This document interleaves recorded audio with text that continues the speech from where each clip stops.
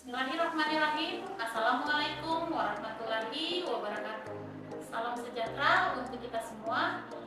Sebelum saya memaparkan outline mata kuliah yang saya ajarkan, terlebih dahulu saya akan memperkenalkan diri saya. Nama Siti Alfianita Ilham, S.Farm MSI, merupakan salah seorang dosen Diploma 3 Farmasi jurusan Kesehatan Politeknik Bau-Bau. Dalam video ini, saya akan menyampaikan tentang pernyataan diri dosen dalam unjuk kerja Tridharma Perguruan Tinggi atau yang disingkat dengan PDD UKT-PTD, dengan tujuan untuk memenuhi persyaratan sertifikasi dosen tahun 2024 pada bidang pengajaran. Dalam kesempatan ini, saya akan memaparkan mata kuliah yang saya ampuh di program studi Diploma 3 Farmasi, yaitu Farmasi Klinik. Salah satu kewajiban saya sebagai dosen, saya telah menerapkan Tridharma Perguruan Tinggi diantaranya dalam bidang pengajaran, di mana pada proses pembelajaran saya mengacu pada prinsip DAI, yaitu Delivery, Interaction, dan Assessment. Outline pemaparan mata kuliah Farmasi Klinik: yang pertama ada deskripsi mata kuliah, yang kedua ada capaian pembelajaran mata kuliah yang disingkat dengan CPMK, yang ketiga ada metode pembelajaran, yang keempat ada sistem penilaian, dan yang kelima ada video pembelajaran. Kemudian yang pertama ada deskripsi mata kuliah. Identitas mata kuliah: nama mata kuliah Farmasi Klinik dengan bobot SKS sebanyak 3 SKS, kode mata kuliah PBC B16203. Mata kuliah ini diampu pada semester 3 yang bersifat wajib. Dengan dosen pengampu saya sendiri, Siti Alfianita Ilham, S.Farm MSI, dan ada rekan saya yaitu apoteker Yuyun Wiratasmita, S.Farm Farm. Kebetulan kami sistemnya adalah teaching.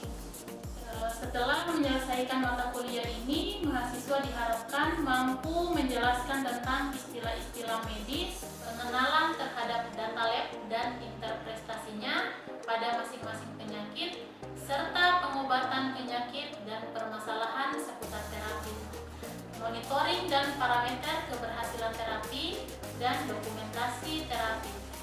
Bahan kajian pada mata kuliah ini yang pertama ada pengantar farmasi klinik dan DRP, kemudian ada model dan dokumentasi wawancara dan riwayat pengobatan, kemudian ada interpretasi data lab, kemudian ada penggunaan obat pada wanita hamil dan ibu menyusui, selanjutnya ada penggunaan obat pada pasien gangguan ginjal, penggunaan obat pada pasien gangguan hati, penggunaan obat pada pasien tuberkulosis, kemudian ada capaian pembelajaran mata kuliah atau biasa yang disingkat dengan CPMK, di mana pertemuan 1 dan 2 membahas tentang mahasiswa diharapkan mampu memahami pengantar farmasi klinik dan DRP. Yang ketiga, mahasiswa diharapkan mampu memahami model dokumentasi dan riwayat pengobatan. Yang keempat, mahasiswa diharapkan mampu memahami interpretasi data lab. Kemudian yang kelima, mahasiswa diharapkan mampu memahami penggunaan obat pada wanita hamil dan ibu menyusui. Kemudian mahasiswa diharapkan mampu memahami penggunaan obat pada pasien gangguan ginjal. Yang ketujuh, mahasiswa diharapkan mampu memahami penggunaan obat pada pasien gangguan hati. Kedelapan, mahasiswa diharapkan mampu memahami penggunaan obat pada pasien diabetes mellitus.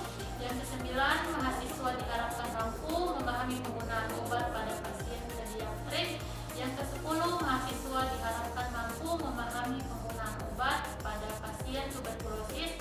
Yang ke-11, mahasiswa diharapkan mampu memahami penggunaan obat pada pasien dengan penyakit kronis hipertensi. Yang ke-12, mahasiswa diharapkan mampu memahami penggunaan obat pada pasien hiperlipidemia. Yang ke-13, mahasiswa diharapkan mampu memahami penggunaan obat pada pasien pediatrik. Kemudian selanjutnya materi yang saya bawakan, yang pertama ada mata kuliah pengantar farmasi klinik dan DRP, kemudian ada model dokumen dan wawancara riwayat pengobatan.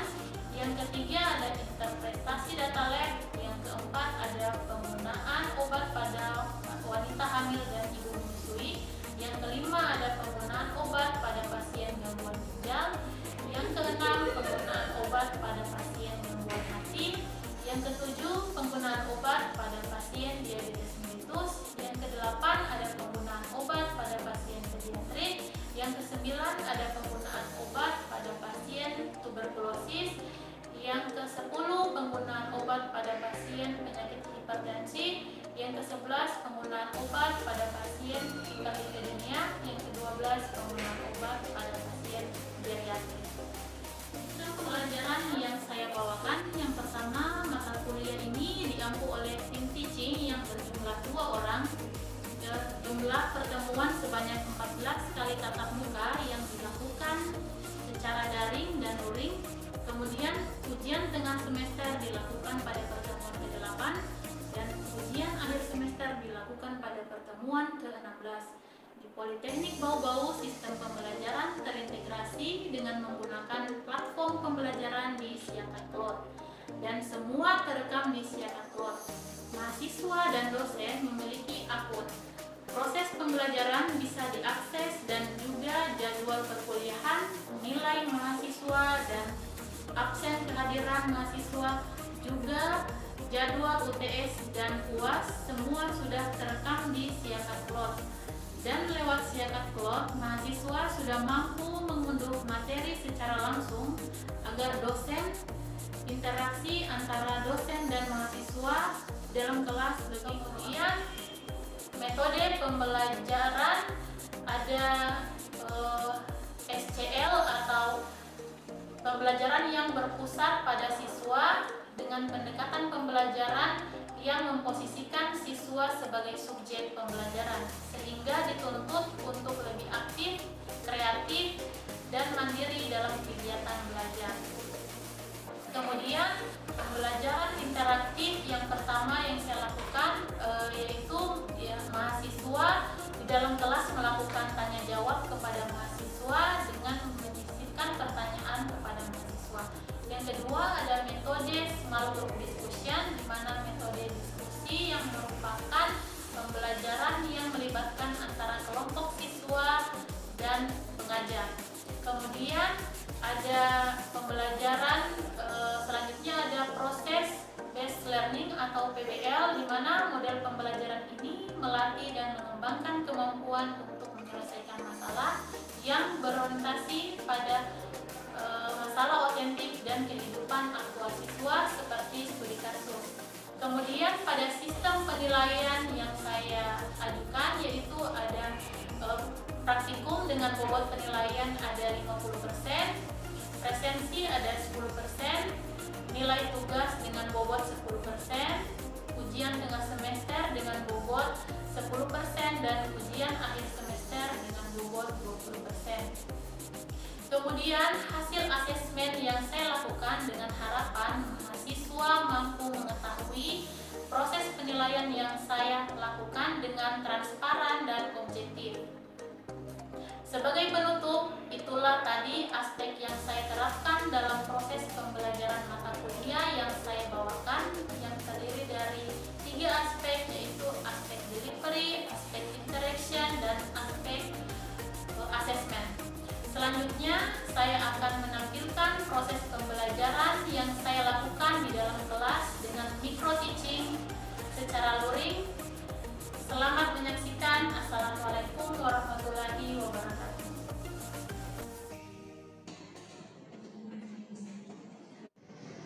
Oke, assalamualaikum warahmatullahi wabarakatuh. Waalaikumsalam warahmatullahi wabarakatuh. Oke, sudah absen semua tadi? Sudah, Ibu. Oke, materinya Ibu bawakan hari ini sudah diunduh semua? Sudah, Ibu. Oke, sebelum kita lanjut di materi hari ini, Ibu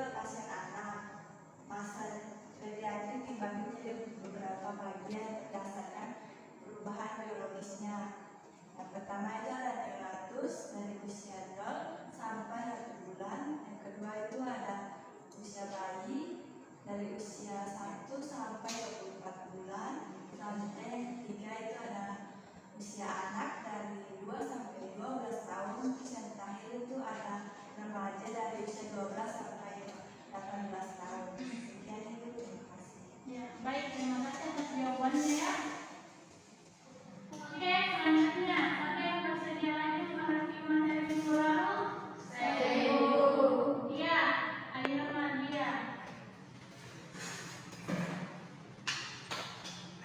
Terima kasih kesempatan telah memberikan kesempatan kepada saya untuk memaparkan materi minggu lalu.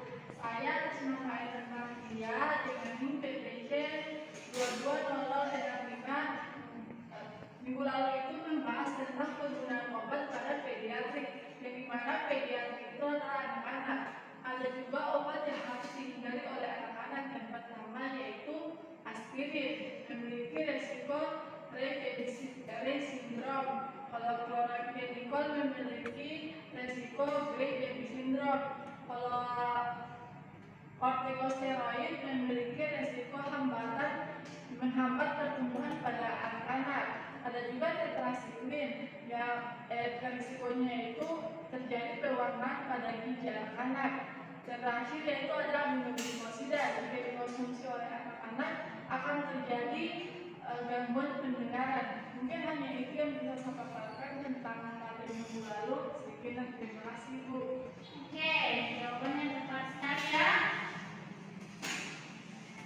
Oke, sekarang kita masuk di materi ke-12 tentang penggunaan obat pada pasien tuberkulosis. Tapi sebelum Ibu melanjut di slide-nya, Ibu mau tunjuk dulu siapa yang sudah bersedia untuk menjelaskan beberapa materi yang sudah dibaca tentang tuberkulosis. Saya Ibu. Oke, Ibu langsung tunjuk saja bencana. Baik, terima kasih atas kesempatan yang diberikan kepada saya. Saya Nurjana Ramadhani dengan NIM PPC 220072. Pada kesempatan kali ini saya sedikit menjelaskan materi yang telah Ibu berikan tadi kepada kami, yaitu tuberkulosis. Di mana tuberkulosis ini adalah penyakit yang disebabkan oleh bakteri Mycobacterium tuberculosis. Mycobacterium tuberculosis juga ini biasanya menyerang langsung pada umumnya pada paru-paru, tetapi bakteri Mycobacterium tuberculosis ini juga bisa menyerang ke organ-organ lainnya. Jika sudah menyerang ke organ-organ lainnya, itu sudah dinamakan TBC komplikasi. TBC juga ini terbagi menjadi dua, yaitu ada tipe laten dan tipe aktif. Tipe laten itu dia yang tidak sakit atau tidak menyebarkan ke orang lain, sedangkan tipe aktif ini dia menimbulkan rasa sakit dan juga dapat menyebarkan ke orang lain. Baik, mungkin itu saja. Terima kasih Bu. Ya, baik, terima kasih atas jawabannya ya, tepat sekali. Oke, sebelum Ibu masuk di terapi farmakologi dan tuberkulosis, Ibu mau tunjuk Umi Kalsum. Ya, jadi bisa dijelaskan tentang penggunaan obat pada pasien tuberkulosis. Silakan. Baik, bismillahirrahmanirrahim. Assalamualaikum warahmatullahi wabarakatuh.